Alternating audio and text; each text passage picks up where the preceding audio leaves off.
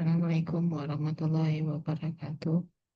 Pada pertemuan ke-13 ini, saya akan menyampaikan materi perkuliahan yang berjudul Teknik Pengambilan Keputusan dengan Metode Strategik, Hukum Perizinan dan Pelayanan Publik. Sama seperti perkuliahan saya sebelumnya, kalau ada apakah yang tidak paham dengan perkuliahan saya sebelumnya, mohon kita ditanyakan, bisa lewat portal, bisa juga lewat Zoom. Harapannya semua materi yang saya sampaikan ini sudah tercover semua, dan apakah sudah memahami materi-materi sebelumnya. Adapun penjelasan dari materi sebelumnya ini adalah bagaimana caranya mekanisme pengajuan dalam pelayanan publik adalah bagian yang sangat vital dari sistem problem solving, di mana masyarakat memiliki hak untuk menyuarakan ketidakpuasan membantu perbaikan. Dalam hal ini, sistem Ombudsman Republik Indonesia berperan sebagai pengawas independen yang mengawali agar pelayanan publik berjalan sesuai dengan prinsip keadilan, kepastian hukum, dan profesionalisme. Kemudian kita mulai perkuliahan kita dengan apa sih sebenarnya karakteristik keputusan strategik itu. Kalau kita bicara tentang karakteristik, pasti yang pertama ada di pikiran kita adalah bagaimana penjelasannya yang bersifat jangka panjang. Nah, bagaimana dampaknya tidak langsung tapi mempengaruhi masa depan. Nah, itulah sifatnya. Kemudian kompleks dan tidak terstruktur.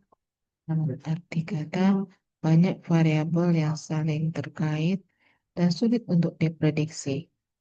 Kalau ini tingkat risiko dan ketidakpastian tinggi, sehingga mengandung potensi kegagalan yang sangat signifikan.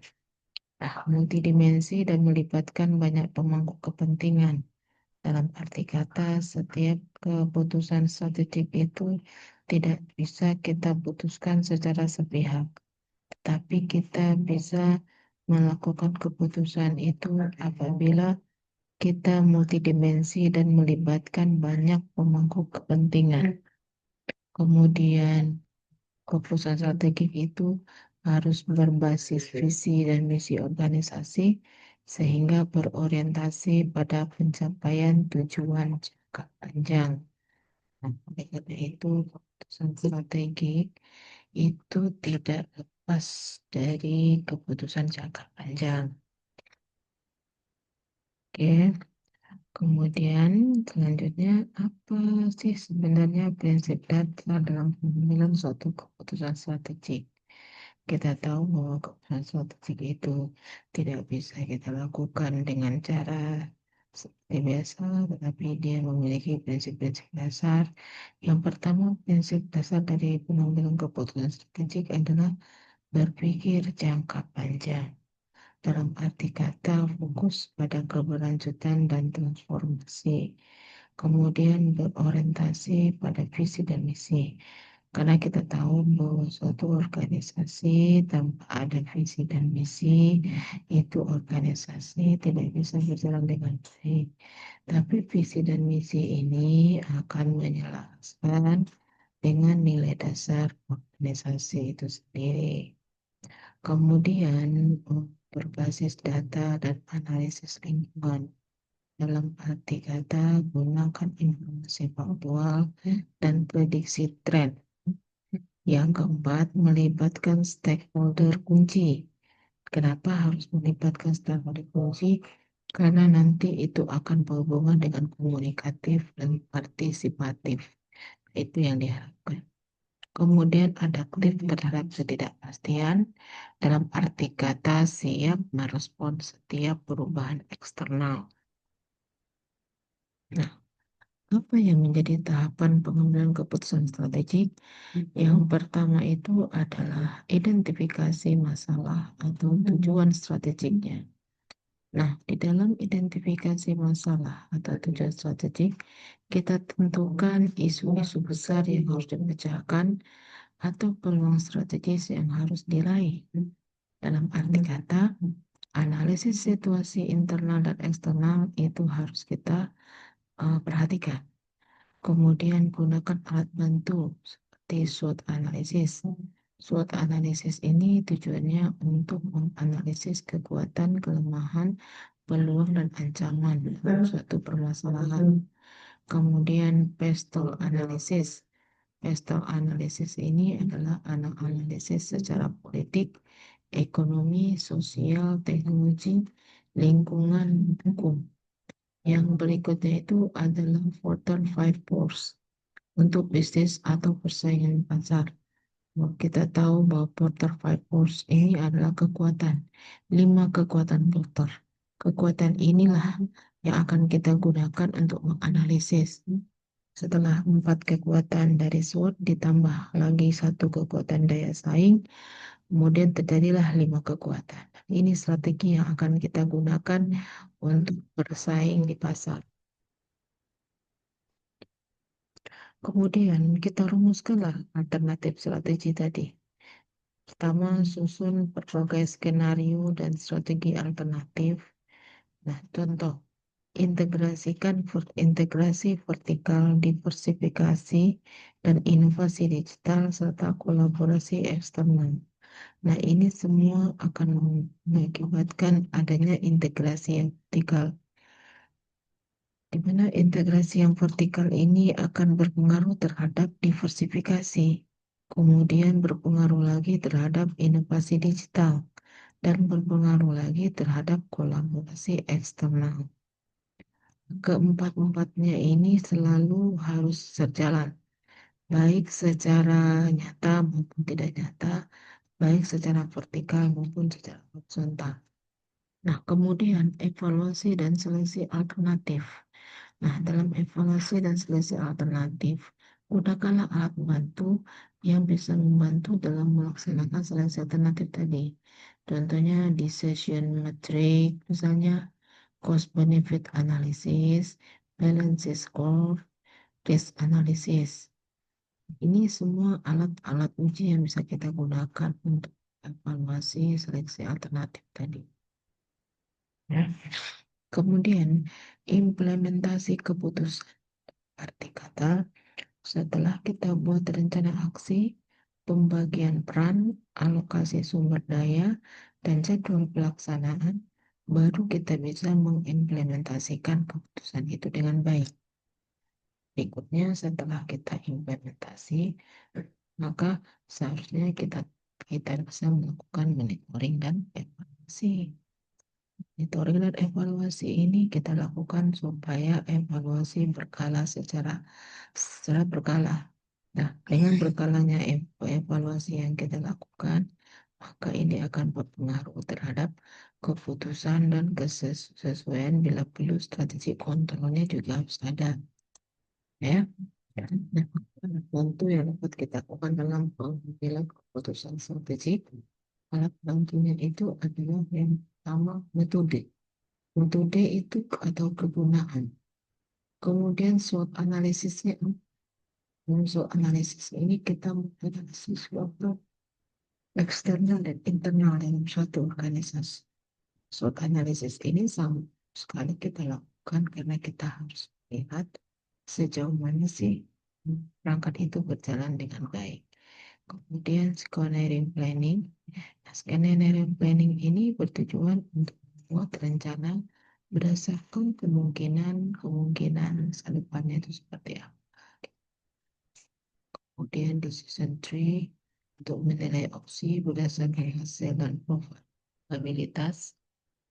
Kemudian ada namanya cost benefit analysis, dan yaitu untuk membandingkan dan biaya dari setiap pilihan. Kemudian balance score. Balance score ini akan menilai keberhasilan berdasarkan perspektif keuangan, pelanggan, proses bisnis, dan pembelajaran.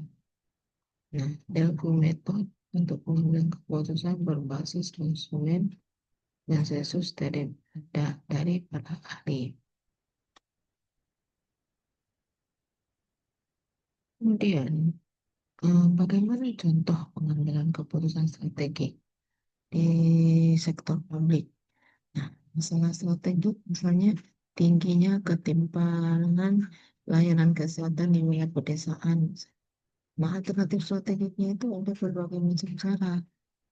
Misalnya penerapan telemedicine nasional, program beasiswa pendidikan, tinggal, kemudian kemitraan pemerintah swasta, ya, membangun fasilitas kesehatan, kemudian pemerintah memilih integrasi sistem layanan digital,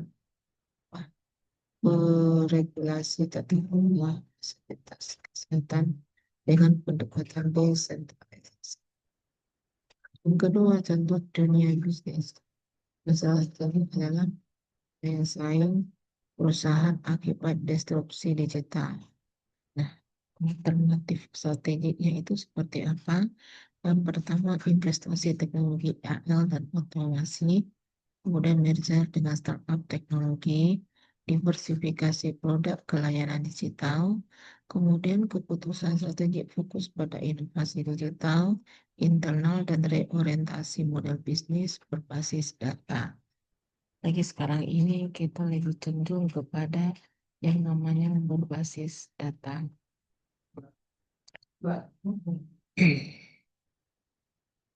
Kemudian, apa yang dapat kita simpulkan dari penjelasan-penjelasan di atas?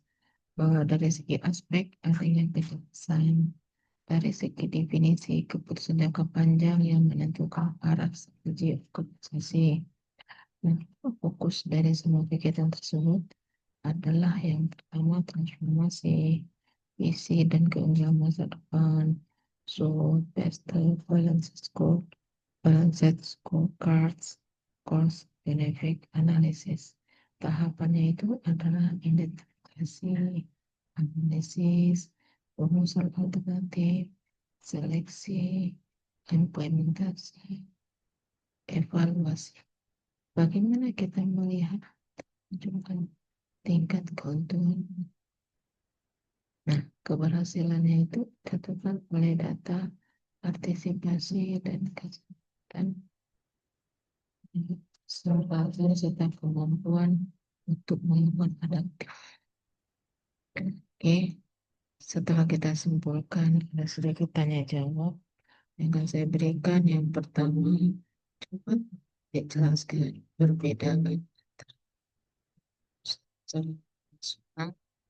versi pengambilan keputusan strategi. Kalau sudah dapat, kemudian pengambilan strategi sebelum strategi itu memerlukan analisis yang kompleks. Kenapa? Kemudian yang berikutnya adalah sebutkan dan jelaskan tahapan-tahapan dalam proses pengambilan strategi serta alat analisis apa yang dapat digunakan untuk mendukung proses tersebut. Yang ketiga, berikan contoh nyata untuk strategi dalam satu atau proses. Kemudian kita uraikan berdasarkan 3 alternatif solusi strategi dan data yang dapat diambil beserta risiko atau dampaknya masing-masing.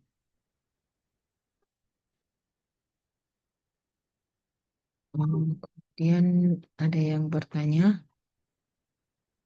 Kalau ada yang bertanya, silakan berikan pertanyaan kepada chat, kolom chat, kemudian bisa lewat portal akademik, bisa lewat WA group. Semua pertanyaan itu saya jawab sesuai dengan pertanyaan-pertanyaan yang kalau misalnya materinya ada yang tidak paham atau kurang kurang kurang jelas, silahkan bertanya lewat portal dan lewat chat. Kemudian juga harus kita lakukan evaluasi nanti kita akan melakukan ujian ya. Nah, pertanyaan-pertanyaan yang sudah saya berikan di portal ini dan di bahan PPT ini wajib Bapak Adik kerjakan dan kalau bisa sebutkan contohnya serta melihat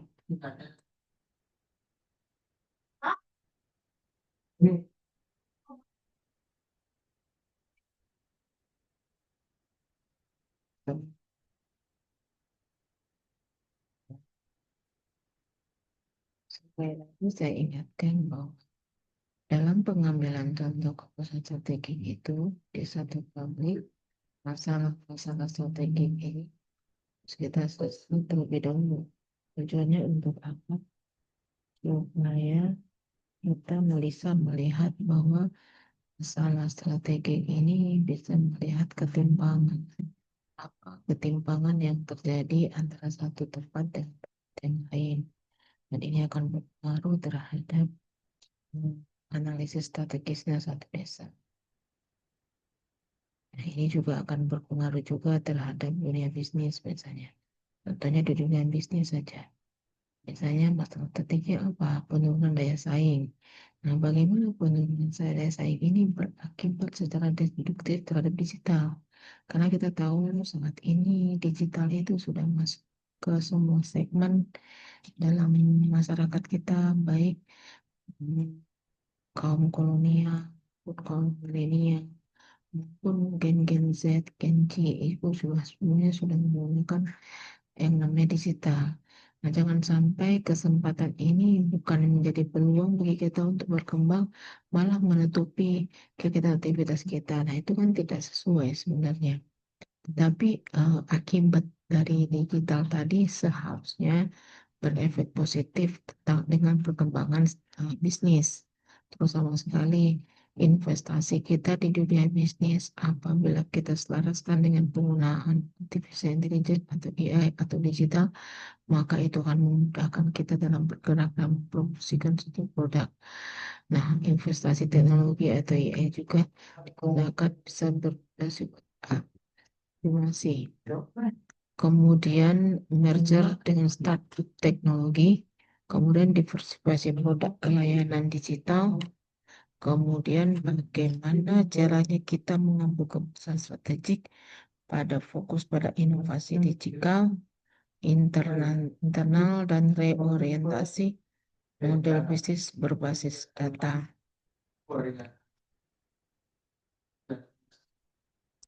Kemudian bagaimana caranya kita memberikan definisi kepada keputusan-keputusan tadi, sehingga dengan keputusan yang diambil ini bermuara terhadap transformasi strategis dari organisasi itu sendiri.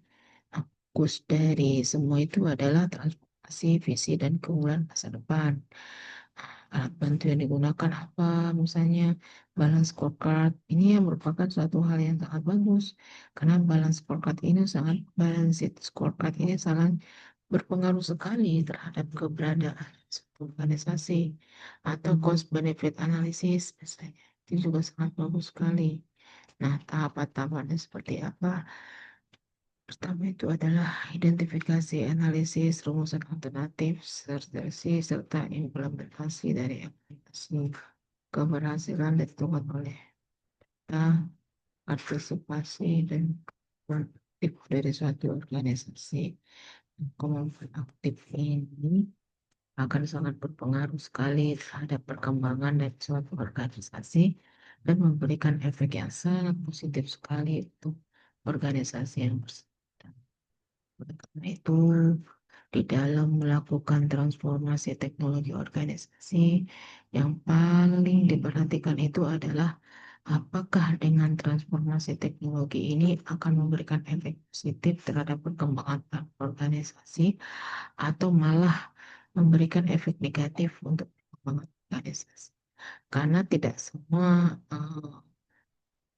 teknologi itu akan dapat dimanfaatkan secara bagus, tapi bisa juga berefek tidak bagus terhadap perkembangan organisasi. Nah, inilah yang seharusnya kita perhatikan.